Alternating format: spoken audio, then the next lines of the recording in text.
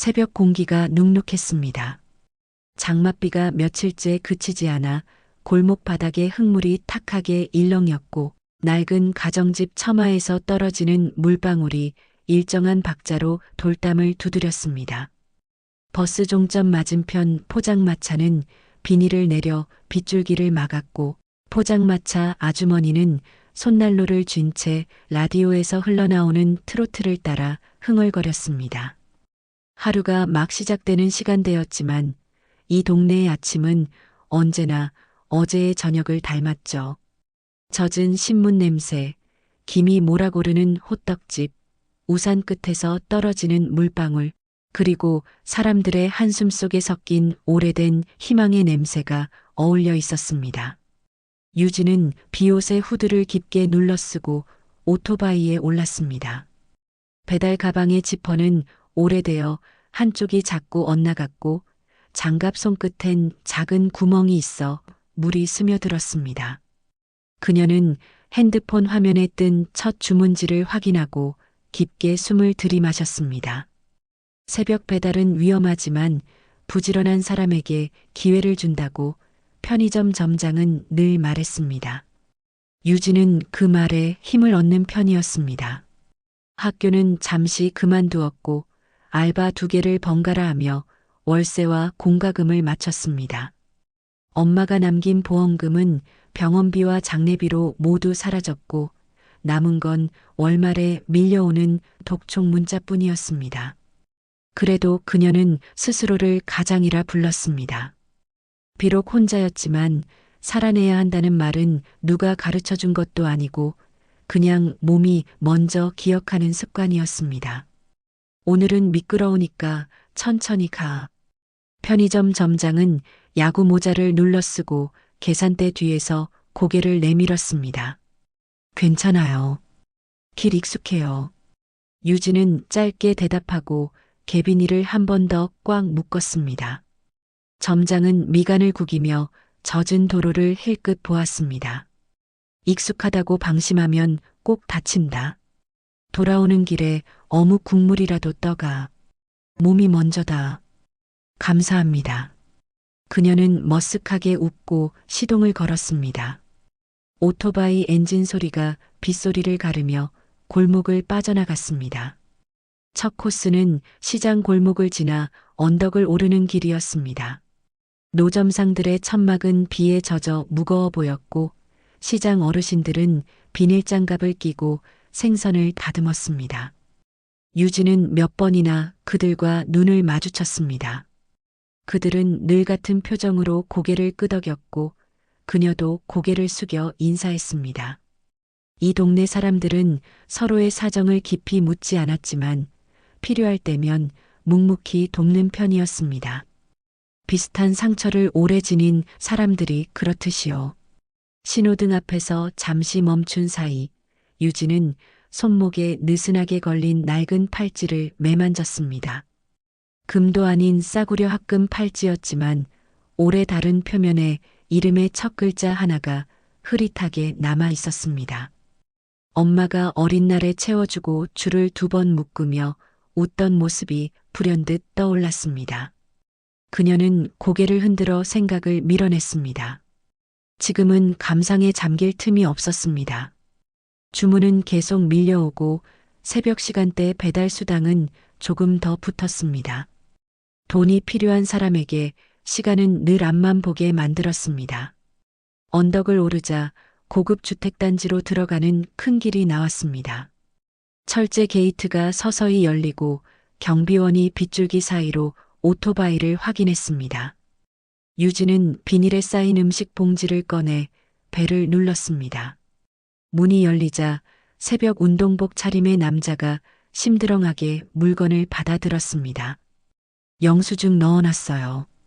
조심히 드세요. 거스름은 필요 없어. 바빠 보여. 남자가 무심히 말하고 문을 닫자 유진은 순간적으로 등에서 힘이 빠지는 걸 느꼈습니다. 인정받은 것도 무시당한 것도 아닌 낯선 친절은 때때로 더 공허했죠. 오전 8시를 넘기자 비는 더 굵어졌습니다. 회색 하늘 밑에 도로의 흰 차선이 물속에서 흔들렸고 배수구는 이미 포화 상태로 거품을 토해냈습니다. 유진은 안전거리와 브레이크 압을 평소보다 한 단계씩 길고 부드럽게 유지하려 했습니다. 오른손 검지는 레버 위에 가볍게 얹히고 왼발은 기어를 바꾸며 리듬을 탔습니다. 그녀가 이 동작을 익히기까지 수없이 넘어지고 긁히고 멍들었습니다. 배달통 모서리에 남은 흠집들은 작은 전적처럼 지나온 밤들을 말없이 기록하고 있었습니다. 점심 피크를 앞두고 마지막 한 건을 더 붙잡아야 했습니다. 알림음이 울리고 목적지는 도심의 대형 빌딩 앞이었습니다. 유진은 속으로 거리를 계산했습니다. 빗줄기를 가르는 와이퍼 소리, 차창에 번지는 하얀 안개, 클락션의 잔향이 겹쳐졌습니다. 대형 도로로 진입하는 램프 구간에서 그녀는 잠깐 멈춰 심호흡했습니다. 괜찮아. 할 수 있어요. 그녀가 스스로에게 낮게 중얼거렸습니다.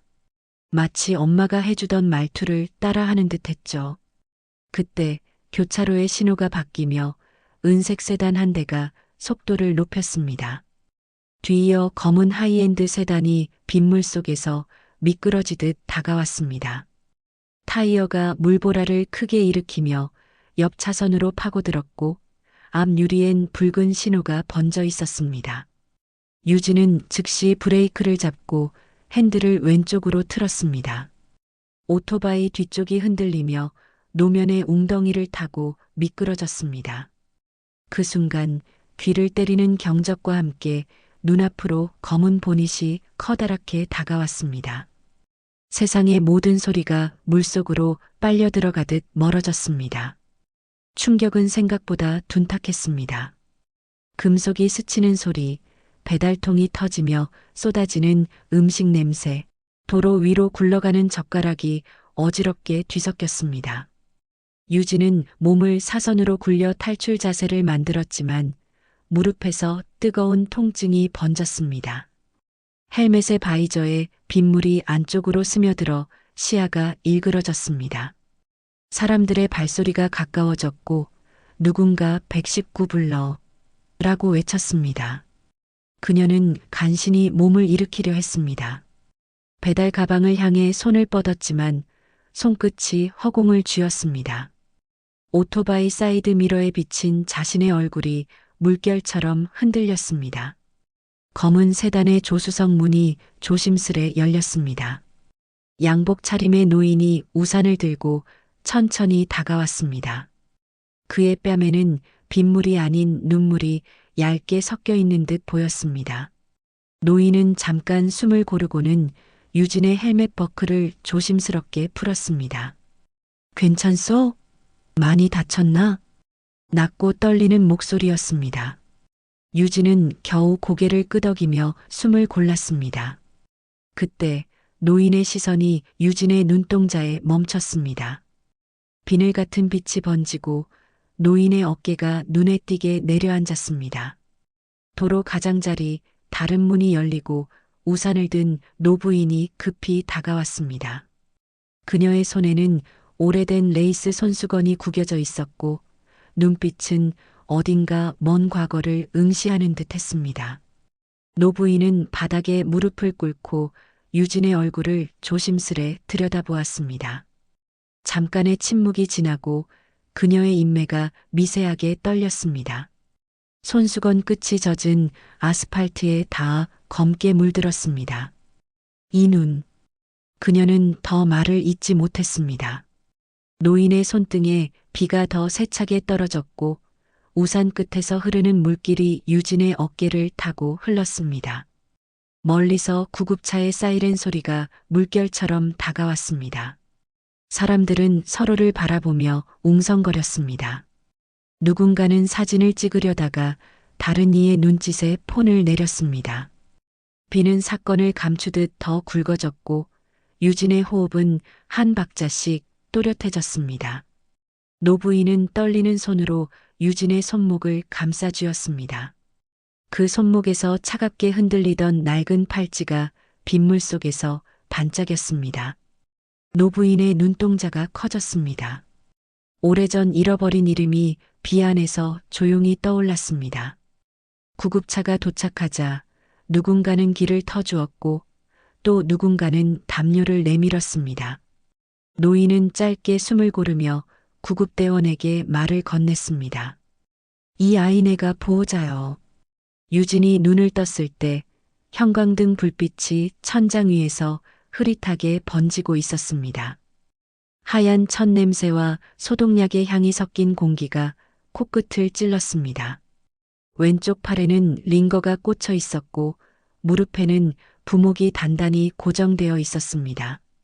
그녀는 자신이 어딘가 병원에 있다는 사실을 깨닫자마자 반사적으로 몸을 일으키려 했지만 옆구리의 통증이 곧 그녀를 제지했습니다. 머리맡에 앉아있던 노부인이 놀란 듯 고개를 들었습니다. 일어날 필요 없어요. 아직 기운이 없을 거예요. 낮고 따뜻한 목소리였습니다.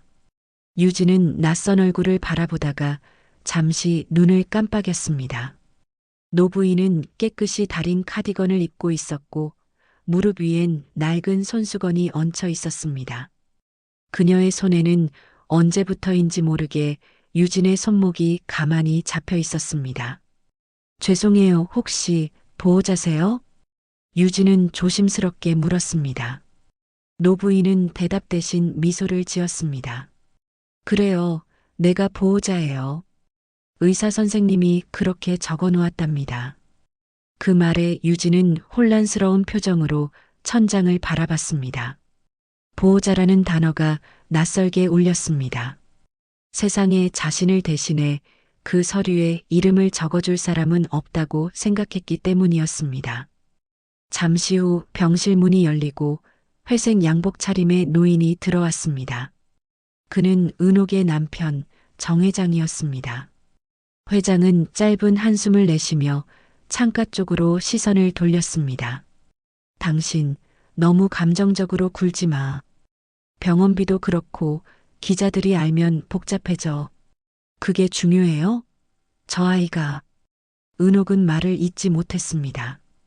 그녀의 시선은 유진의 손목으로 향했습니다.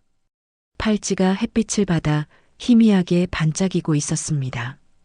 정 회장은 그 빛을 따라 시선을 내렸지만 별다른 반응을 보이지 않았습니다. 그냥 우연이겠지. 요즘 애들도 저런 거 많이 하잖아. 그러나 은옥의 눈빛은 확신에 가까운 떨림을 품고 있었습니다. 당신은 몰라요. 저건 수경이가 어릴 때 잃어버린 팔찌예요. 그 글자, 저 유자는 분명히 내 손으로 새긴 거예요. 정 회장은 답답한 듯 안경을 벗고 이마를 문질렀습니다. 16년 전 일이요. 그때 이미 경찰도 포기했잖아. 그의 목소리는 단호했지만 그 안엔 설명할 수 없는 불안이 섞여 있었습니다. 그날 오후 유진은 간호사의 도움으로 잠시 복도로 나왔습니다. 다리에는 아직 통증이 있었지만 답답함이 더 컸습니다. 병실 앞 의자에는 은옥이 앉아 있었습니다. 그녀는 조용히 보온병 뚜껑을 열고 따뜻한 미숫가루를 부었습니다. 식사 못했다면서요. 좀 마셔요. 유진은 한동안 말을 잃은 채 컵을 받았습니다. 고소한 향이 코끝을 스쳤고 그 순간 낡은 기억 하나가 번뜩였습니다. 어릴 적 엄마가 아플 때 만들어주던 바로 그 냄새였습니다. 어디 사니, 유진 양? 동네 원룸에서요. 저 혼자 살아요. 은옥은 그 대답에 고개를 끄덕였지만 표정이 금세 굳어졌습니다. 그래요, 혼자라니. 세상 참 모질죠. 그녀의 목소리는 애써 담담했지만 속에서는 오래 묵은 한숨이 새어나왔습니다. 유진은 그저 어색하게 웃으며 컵을 내려놓았습니다. 병실 창문 너머로 비는 여전히 내리고 있었습니다. 유진의 시선은 유리창에 반사된 두 사람의 모습에 머물렀습니다. 자신의 얼굴 옆으로 겹쳐진 은옥의 얼굴이 이상하게도 친근하게 느껴졌습니다. 밤이 깊어지자 병실은 조용해졌습니다. 유진은 잠을 이루지 못하고 뒤척였습니다. 복도 불빛이 희미하게 들어와 벽에 그림자를 만들었습니다. 그녀는 무의식 중에 팔찌를 만지작거렸습니다. 유자의 흐릿한 음각이 손끝에 닿을 때마다 이상한 감정이 밀려왔습니다. 그때 병실 문이 천천히 열렸습니다. 은옥이 조심스레 들어와 침대 옆에 앉았습니다. 그녀는 유진의 머리칼을 살짝 쓰다듬으며 속삭였습니다. 미안해요. 이제라도 만나서 다행이에요. 유진은 깜짝 놀라 눈을 떴습니다. 무슨 말씀이세요? 은옥은 당황한 듯 손을 내렸습니다. 아니에요. 그냥 나도 젊을 땐 많이 아팠거든요. 그녀는 얼버무리며 미소를 지었지만 눈동자는 금세 젖어들었습니다. 유진은 무슨 말을 해야 할지 몰랐습니다. 그녀는 그저 조용히 고개를 끄덕였고 은옥은 손수건으로 눈가를 닦으며 자리에서 일어났습니다. 그 뒷모습이 병실 문을 나서는 순간 유진은 알 수 없는 감정에 가슴이 먹먹해졌습니다. 그녀는 속으로 중얼거렸습니다. 이상하다. 왜 저분이 엄마 꿈에서 보던 얼굴 같지? 창밖의 비는 밤새 멈추지 않았습니다. 은옥은 병원 복도 끝 의자에 앉아 휴대폰을 꺼냈습니다. 그리고 몰래 누군가에게 전화를 걸었습니다. 내일 아침 DNA 검사를 부탁해요. 이 아이 그냥은 못 보내겠어요. 그녀의 목소리는 조용했지만 단호했습니다. 멀리서 새벽을 알리는 방송국 15가 울렸습니다. 그 순간 정 회장은 집무실에서 같은 전화를 엿듣고 있었습니다. 은옥 당신 또 시작이군. 그의 눈가에 어두운 그림자가 스쳤습니다. 병원 복도 끝 아침 햇살이 희미하게 번졌습니다. 정 회장은 커피를 들고 창가에 서 있었습니다. 밤새 내리던 비는 그쳤지만 그의 눈가에는 피로가 짙게 깔려 있었습니다. 그가 병실 문을 열자 은옥은 이미 자리에서 일어나 무언가를 손에 쥐고 있었습니다. 하얀 봉투 하나가 그녀의 손끝에서 미세하게 떨렸습니다. 그게 뭐요? 정 회장의 목소리는 낮았지만 이미 답을 알고 있었습니다. DNA 검사 결과예요. 은옥은 봉투를 가슴께로 끌어안았습니다. 이걸 열면 모든 게 달라질지도 몰라요. 그만두어. 괜히 희망 붙잡지 말고. 정 회장은 목소리를 눌렀습니다. 그러나 그 말 속엔 두려움이 깃들어 있었습니다. 그는 진실보다 변화를 더 두려워했습니다. 은옥은 잠시 그를 바라보다 봉투의 봉인을 조용히 뜯었습니다. 종이 안쪽에서 한 줄의 문장이 그녀의 손끝으로 스며들었습니다. 유진, 친손녀 일치율 99.8%. 순간 공기가 멈춘 듯 했습니다. 은옥의 눈가에 눈물이 맺혔습니다. 그녀는 입술을 가리며 숨을 삼켰습니다. 맞죠? 이 아이 우리 손녀예요. 정 회장은 눈을 감았습니다. 긴 세월 동안 묻어둔 죄책감이 다시 고개를 들었습니다. 그가 아무 말도 하지 못하는 동안 은옥은 병실 문을 열고 나갔습니다. 그녀의 걸음은 떨렸지만 한 걸음마다 결심이 담겨 있었습니다. 병실 안으로 들어온 유진은 두 사람의 모습을 번갈아 보았습니다. 무슨 일이세요? 은옥은 눈물을 닦으며 억지로 미소를 지었습니다. 이제 괜찮아요. 모든 게 괜찮아질 거예요. 그 말이 끝나기도 전에 병실 문이 세게 열렸습니다. 굽 높은 구두 소리가 차갑게 바닥을 쳤습니다. 정장 차림의 젊은 여자가 날 선 눈빛으로 은옥을 바라봤습니다. 그녀는 정 회장의 며느리 민서였습니다. 이게 다 뭐예요? 신문 기자들이 병원 앞에 모여 있대요. 회장님 손녀가 나타났다며. 민서의 목소리는 병실 공기를 갈랐습니다. 정 회장은 이마를 짚었고 은옥은 차분하게 그녀를 바라봤습니다. 그래요, 손녀예요. 수경이의 아이. 말도 안 돼요. 그 아이는 이미. 민서는 말을 잇지 못했습니다. 그녀의 얼굴에 당혹과 두려움이 동시에 번졌습니다. 유진은 세 사람의 대화를 이해하지 못한 채 멀뚱히 서 있었습니다. 저 무슨 말씀이세요?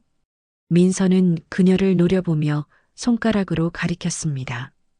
너 어디서 이런 짓을 배웠어? 돈 노리고 접근한 거지? 그 말에 유진의 얼굴이 하얗게 질렸습니다. 저 그런 의도 아니에요. 전 그냥. 그만해요. 은옥이 소리쳤습니다. 그녀의 목소리는 오히려 부드럽게 떨렸습니다. 이 아이는 그런 아이가 아니에요. 정 회장은 두 사람 사이에 끼어들었습니다. 지금은 그만 돌아가시오. 병원에서 이러면 안 돼요. 민서는 입술을 깨물며 뒤돌았습니다. 이 일 절대 그냥 두지 않을 거예요. 회사도 가문도 다 무너질 거예요. 그녀는 하이힐 소리를 남기며 병실을 나갔습니다. 그 소리가 복도 끝에서 사라질 때까지 아무도 움직이지 않았습니다. 은옥은 침대 옆 의자에 주저앉았습니다. 손끝에 아직 봉투의 감촉이 남아 있었습니다. 그녀는 유진을 바라보며 천천히 손을 내밀었습니다. 유진아, 내가 믿기 어렵다는 거 알아요.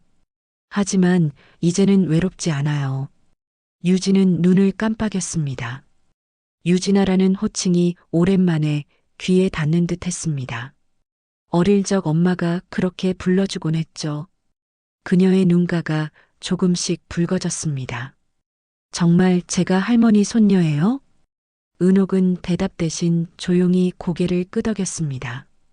그날 밤 병원 복도에는 기자들이 몰려들었습니다. 잃어버린 재벌가 손녀의 귀환이라는 제목이 달린 기사 초안이 이미 돌아다니고 있었습니다. 정 회장은 경호팀에게 조용히 지시를 내렸습니다. 사진 한 장도 새지 않게 해. 당분간 은옥 여사와 아이는 별실로 옮겨. 그의 얼굴에는 복잡한 감정이 스쳤습니다. 은옥은 창가에 서서 빗물에 젖은 도로를 바라봤습니다. 16년 그 오랜 시간이 돌고 돌아 이렇게 다시 오는구나.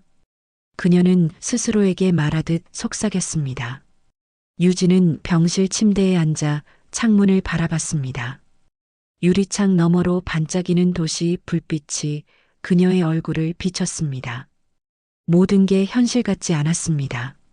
하지만 그녀의 손목에서 빛나던 팔찌가 이제 더 이상 낡아 보이지 않았습니다.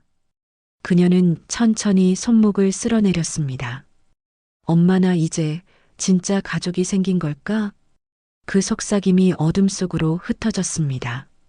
그녀의 눈동자에 비친 도시의 불빛은 아직 불안했지만 아주 작게 희망이 깃들고 있었습니다. 비가 그친 도시는 유리처럼 차가웠습니다. 병원 정문 앞에는 이미 기자들이 삼삼오오 몰려 있었고 플래시가 번쩍일 때마다 유진은 반사적으로 고개를 숙였습니다. 정 회장의 전용 차량이 도착하자 경호원들이 우산을 들고 그녀를 둘러쌌습니다. 이리로 오세요. 잠시만 참아요. 낯선 남성의 목소리 속엔 조심스러운 경계가 묻어 있었습니다. 유진은 그들이 이끄는 대로 차에 올랐습니다. 자동문이 닫히자 은옥이 조용히 손수건을 꺼내 그녀의 무릎 위에 올려주었습니다. 긴장하지 말아요. 아무 일 없을 거예요. 하지만 유진의 손끝은 미세하게 떨렸습니다. 저 왜 제가 가야 하죠? 저 같은 사람이 그 집에. 은옥은 부드럽게 그녀의 손을 감싸주었습니다. 내가 가야 할 곳이니까요. 그 한마디는 마치 오래된 약속을 깨우는 주문처럼 들렸습니다. 차는 도심을 벗어나 한강을 건너고 오래된 고급 주택가로 들어섰습니다. 길 양쪽에는 벚나무가 줄지어 있었고 비에 젖은 잎들이 햇빛에 반짝였습니다. 정 회장의 저택은 높은 대문과 오래된 대리석 담장으로 둘러싸여 있었습니다. 운전기사가 게이트를 지나며 고개를 숙였습니다. 유진은 창밖으로 펼쳐진 정원을 보며 말문을 잃었습니다. 넓은 잔디밭, 대리석 분수대, 그리고 마치 다른 세상 같던 저택의 위용. 그녀의 손끝이 가방끈을 꼭 쥐었습니다. 이곳이 회장님 댁이에요? 그래요. 내 엄마, 수경이가 자랐던 집이죠. 은옥의 목소리는 살짝 떨렸습니다. 그녀는 차에서 내려 유진을 데리고 현관으로 향했습니다. 문이 열리자 단정한 유니폼 차림의 가사도우미들이 일제히 인사를 했습니다. 그러나 그들의 눈빛엔 낯선 경계와 수군거림이 섞여 있었습니다. 저 아이가 그 손녀래. 설마 어디서 데려왔대? 귓속말은 작았지만 유진의 귀에는 선명하게 들렸습니다. 그녀는 눈을 피하고 신발끈을 바라보았습니다. 그 순간 복도 끝에서 구두 굽소리가 다가왔습니다. 민서였습니다. 완벽하게 다린 셔츠와 차가운 표정, 그리고 얇은 미소가 그녀의 얼굴에 떠올랐습니다. 손님이 왔다기에 누군가 했더니 정말 데려왔군요. 그녀의 목소리는 달콤했지만 그 안엔 서늘한 냉기가 숨어 있었습니다. 회사 일로 바쁜 분이 이런 일에 직접 나설 줄은 몰랐네요. 은옥은 짧게 숨을 고르고 대답했습니다. 이 집의 주인은 나예요. 민서 씨. 그리고 이 아이는 내 손녀예요. 이제부터 이 집에 머물게 될 거예요. 민서는 눈썹을 찡그렸지만 이내 미소를 지었습니다. 손녀면 뭐하나요? 이미 세상은 달라졌어요. 가문의 이름이 쉽게 허락되지 않을 겁니다. 그녀는 유진을 향해 고개를 숙였습니다. 편히 계세요, 유진 씨. 다만 조심하세요. 그 말에는 분명한 경고가 담겨 있었습니다. 그날 저녁 식탁엔 긴장감이 흘렀습니다. 정 회장은 신문을 펴들고 아무 말도 하지 않았습니다. 민서는 와인잔을 들며 공손히 웃었고 은옥은 유진에게 음식을 권했습니다. 하지만 유진은 포크를 들고도 한 입도 넘기지 못했습니다. 식탁 위의 은빛 식기들이 마치 낯선 세상의 상징처럼 느껴졌습니다. 여긴 내 자리가 아니야. 그녀의 속삭임은 자신만 들을 수 있을 만큼 작았습니다. 식사가 끝난 후 은옥은 유진을 2층으로 데리고 올라갔습니다. 이 방이 내 방이에요. 예전에 내 엄마가 쓰던 곳이에요. 문이 열리자 오래된 나무향과 함께 하얀 커튼이 바람에 흔들렸습니다. 책장에는 바랜 사진 액자 하나가 놓여 있었습니다. 사진 속에는 젊은 은옥, 어린 소녀 수경, 그리고 정 회장이 함께 웃고 있었습니다. 유진은 그 사진 앞에서 오랫동안 말을 잃었습니다. 엄마. 그녀의 입술이 미세하게 떨렸습니다. 은옥은 뒤에서 살짝 그녀의 어깨에 손을 얹었습니다. 이제 혼자가 아니에요. 그 말은 따뜻했지만 저택 안의 공기는 점점 차가워지고 있었습니다. 복도 저편 어둠 속에서 누군가 그들을 지켜보고 있었습니다. 문틈 너머로 보이는 그림자 하나가 천천히 뒤로 물러났습니다. 그림자의 주인은 민서였습니다. 그녀는 휴대폰을 꺼내 누군가에게 문자를 보냈습니다. 오늘 밤 안으로 처리해. 증거는 없애야 해. 그녀의 눈빛은 싸늘했고 손끝이 와인잔의 자국처럼 붉게 떨렸습니다. 창밖에서는 다시 빗방울이 떨어지기 시작했습니다. 그리고 저택의 시계탑이 밤 10시를 알리며 낮은 종소리를 울렸습니다. 그 소리는 곧 다가올 폭풍의 서막 같았습니다. 저녁 바람이 저택의 커튼을 흔들었습니다. 그날따라 유난히 공기가 무거웠습니다. 은옥은 거실의 벽난로 앞에 앉아 오래된 상자를 꺼냈습니다. 손끝이 닿자마자 먼지가 흩날렸습니다. 그 안에는 오래전 딸 수경이 남긴 편지와 봉인된 서류 하나가 들어 있었습니다. 수경의 유언장.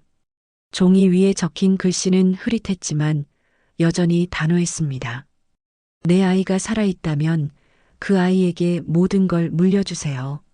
그게 내 마지막 부탁이에요. 은옥의 눈가가 젖었습니다.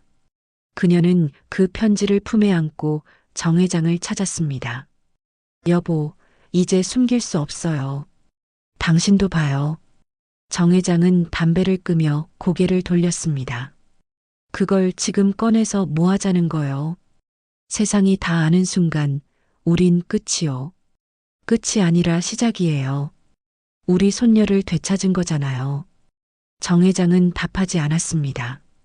두 사람 사이엔 오랜 세월의 침묵이 다시 가라앉았습니다. 그 시각 복도 끝에서는 민서가 조용히 문틈으로 그 장면을 지켜보고 있었습니다. 그녀의 입가에 비틀린 미소가 번졌습니다. 역시 유 원장이 있었군. 이제 확실히 끝내야 해. 그녀는 서재로 돌아와 휴대폰을 꺼냈습니다. 내일 아침 이사회 전에 언론에 흘려. 가짜 손녀라면 충분히 화제가 되겠지. 전화 너머에서 누군가 웃음 섞인 목소리로 대답했습니다. 알겠습니다, 부사장님. 이튿날 아침 뉴스 헤드라인에 낯선 제목이 떠올랐습니다. 재벌가 손녀 DNA 조작 논란. 화면 속에는 유진의 병원 사진이 흐릿하게 잡혀 있었습니다.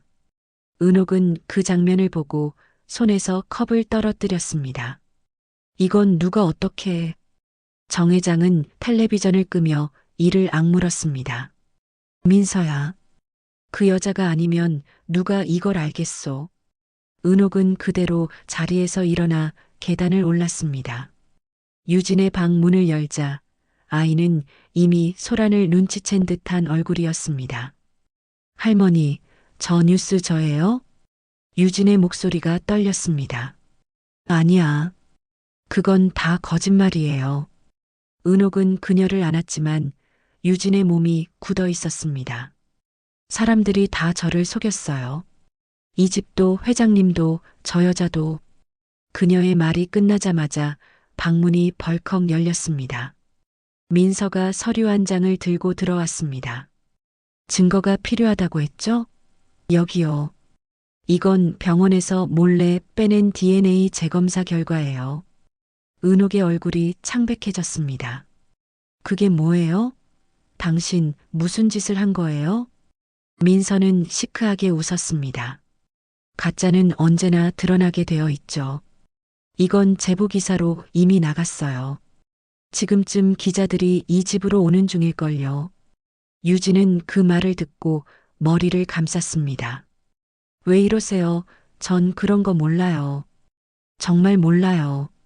그녀의 울음소리가 방 안에 울려 퍼졌습니다. 정 회장은 그 소리를 듣고 계단을 올라왔습니다. 민서, 당장 그만둬. 내가 무슨 짓을 저지른 건지 알아? 하지만 이미 늦었습니다. 대문 밖에서 카메라 셔터 소리가 들렸습니다. 기자들이 몰려들었고 플래시가 번쩍였습니다. 은옥은 창문을 닫으려 했지만 이미 저택의 담장 너머로 소란이 퍼지고 있었습니다. 유진은 더 이상 버틸 수 없었습니다. 그녀는 울면서 방문을 뛰쳐나갔습니다. 저 여기 있을 자격 없어요. 그녀의 발소리가 계단을 내려가며 메아리 쳤습니다. 정 회장은 뒤따라가려 했지만 민서가 팔을 붙잡았습니다. 회장님, 이제 냉정해지셔야죠. 회사부터 챙기셔야 합니다. 은옥은 민서를 똑바로 바라보았습니다. 사람이 사람을 망가뜨리는데 이렇게 잔인할 수 있나요? 민서는 미소를 지으며 속삭였습니다. 이게 세상이에요, 어머니.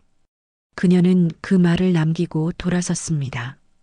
은옥은 무너지는 듯한 얼굴로 유진의 방을 바라봤습니다. 빈 침대 위에는 팔찌가 하나 남아 있었습니다. 그 팔찌는 어제보다 훨씬 더 희미하게 빛나고 있었습니다. 비가 다시 내리기 시작했습니다. 유진은 저택을 빠져나와 젖은 도로 위를 걸었습니다. 아무데도 갈 곳이 없었지만 발걸음이 향한 곳은 하나뿐이었습니다. 엄마의 묘가 있는 산기슭이었습니다. 그녀는 손끝으로 팔찌를 쥐었습니다. 엄마, 나 이제 어쩌면 좋아. 눈물과 빗물이 뒤섞여 얼굴을 타고 흘렀습니다. 저 멀리서 천둥이 울렸습니다.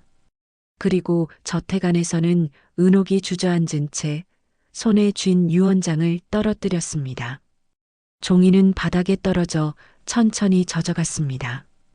그 위에 글씨가 조금씩 번지며 마치 울음을 터뜨리는 듯 했습니다.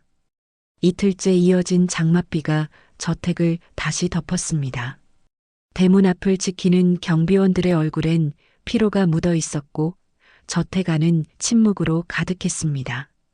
신문 헤드라인에는 여전히 가짜 손녀 의혹이 굵은 글씨로 찍혀 있었습니다.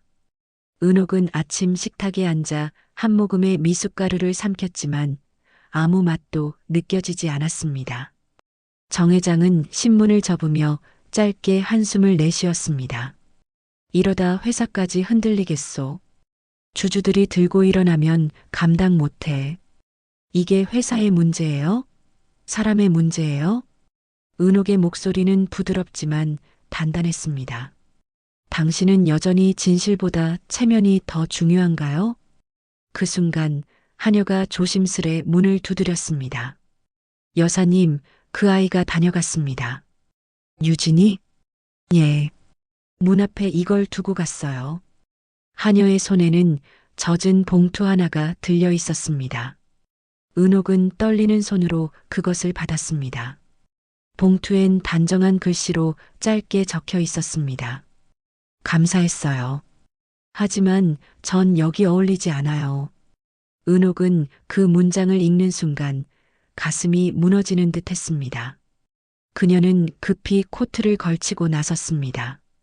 비는 여전히 굵었고 정원 계단은 이미 미끄러웠습니다.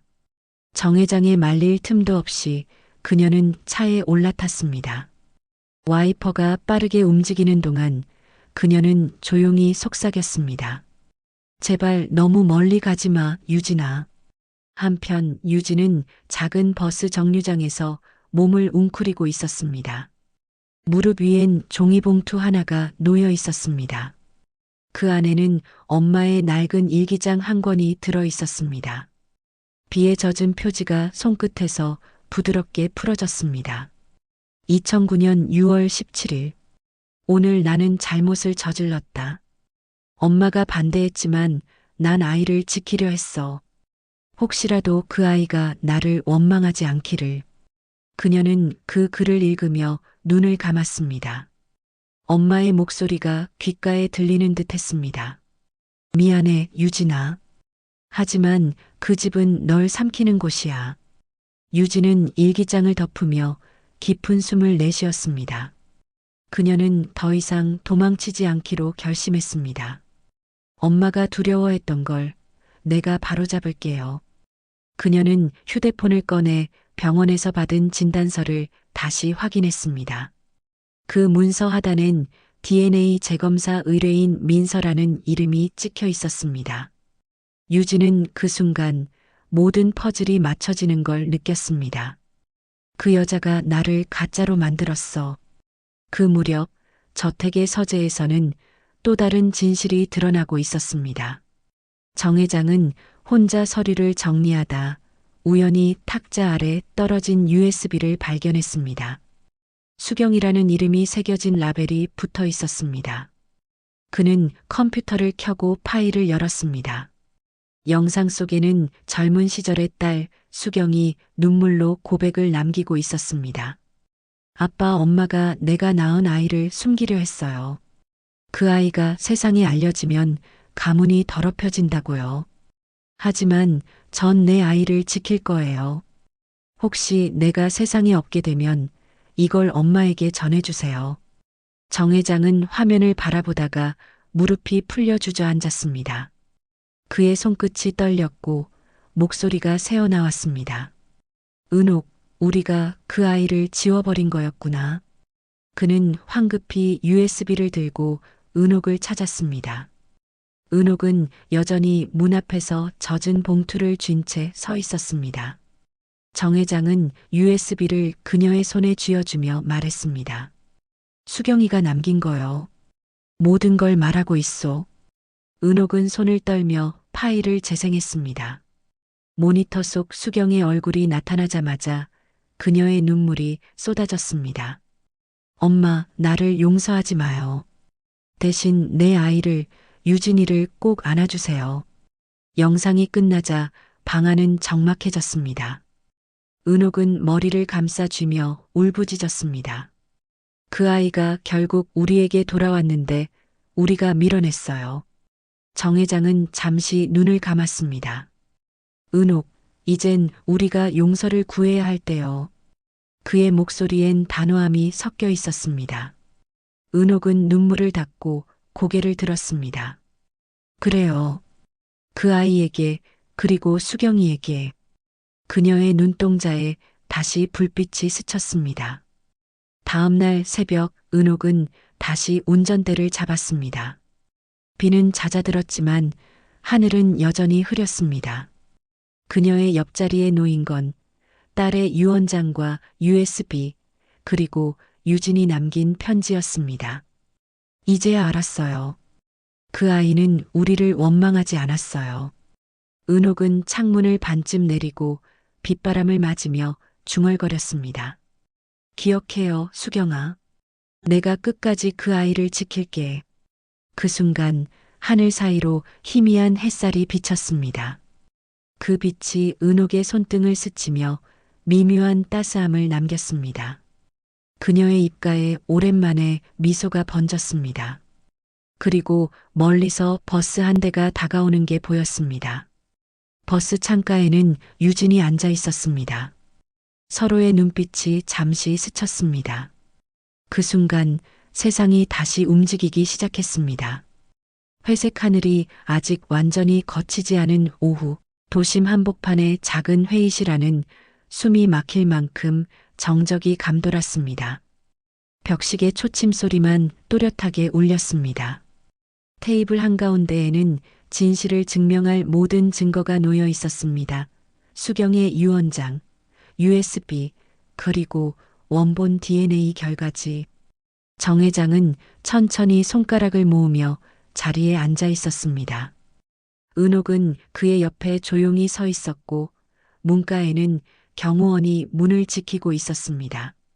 잠시 후 문이 열리며 민서가 들어왔습니다. 그녀의 표정은 여전히 차분했지만 손끝이 미세하게 떨리고 있었습니다. 이게 뭐죠, 회장님? 갑자기 긴급 회의를 하자고 하시다니. 그녀는 웃음을 띠며 앉았지만 눈빛은 날카로웠습니다. 민서 씨, 정 회장의 목소리가 낮게 울렸습니다. 당신이 한 짓, 이제 그만 인정하시오. 민서는 고개를 젓고 눈썹을 치켜 세웠습니다. 무슨 말씀이신지 모르겠어요. 전 회사 일 때문에 바쁜데요. 은옥은 손에 쥔 USB를 조용히 테이블 위에 올려놓았습니다. 이걸 봐요. 수경이가 남긴 영상이에요. 당신이 감히 모함한 그 아이의 어머니죠. 민서의 표정이 잠시 굳었습니다.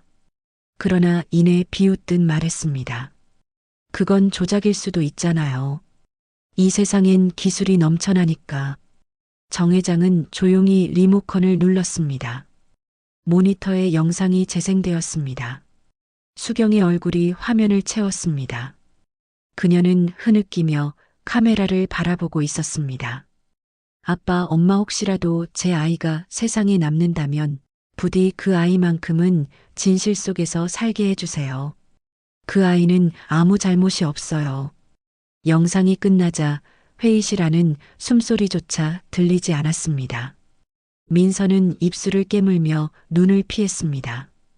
은옥은 천천히 그녀에게 다가가 손을 내밀었습니다. 그만해요. 더는 싸우지 말아요. 당신도 언젠가 엄마가 될 수 있었을 텐데 왜 이런 짓을 했어요? 민서는 그 말에 움찔하며 고개를 들었습니다. 그녀의 눈빛이 흔들렸습니다. 전 내 자리를 지키고 싶었을 뿐이에요.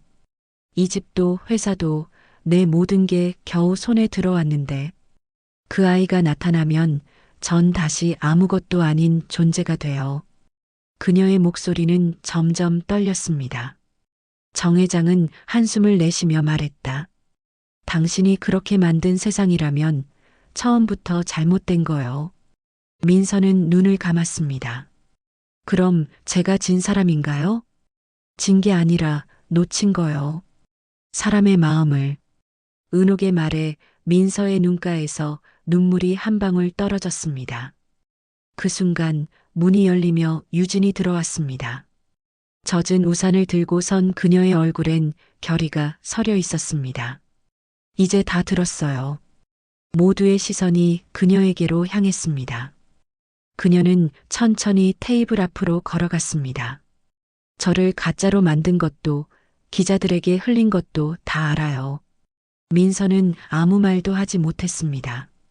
유진은 주머니에서 작은 팔찌를 꺼냈습니다. 하지만 이건 가짜가 아니에요. 엄마가 제 손목에 직접 채워준 거예요. 그날 비가 오던 날 엄마는 제 이름을 부르며 울었어요.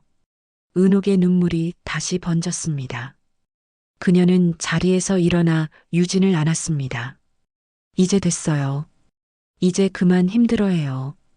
유진은 어깨에 얼굴을 묻고 속삭였습니다. 이제야 엄마가 날 용서한 것 같아요. 그녀의 눈동자가 흔들렸지만 그 안엔 분명한 평온이 있었습니다. 민서는 의자에 앉은 채로 한참 동안 아무 말도 하지 못했습니다. 그러다 천천히 자리에서 일어나 고개를 숙였습니다. 죄송합니다. 제가 너무 멀리 갔어요. 그녀의 목소리는 거의 들리지 않을 만큼 작았습니다. 정 회장은 잠시 그녀를 바라보다가 고개를 끄덕였습니다. 이제라도 늦지 않았소. 사람은 누구나 다시 시작할 수 있으니까. 그날 오후 기자회견장이 마련되었습니다. 정 회장은 단상 위에서 침착하게 말했다. 오늘부로 우리 가문은 잃어버린 가족을 되찾았습니다. 이 아이 유진 양은 내 손녀이자 내 딸 수경의 유일한 아이입니다. 카메라 플래시가 번쩍이며 순간이 멈춘 듯 했습니다. 유진은 그 옆에서 고개를 숙였습니다. 눈물이 흘렀지만 이번엔 두렵지 않았습니다. 은옥은 무대 아래에서 손을 모은 채 조용히 미소 지었습니다. 그녀는 속삭였습니다. 이제야 모든 게 제자리로 돌아왔네요.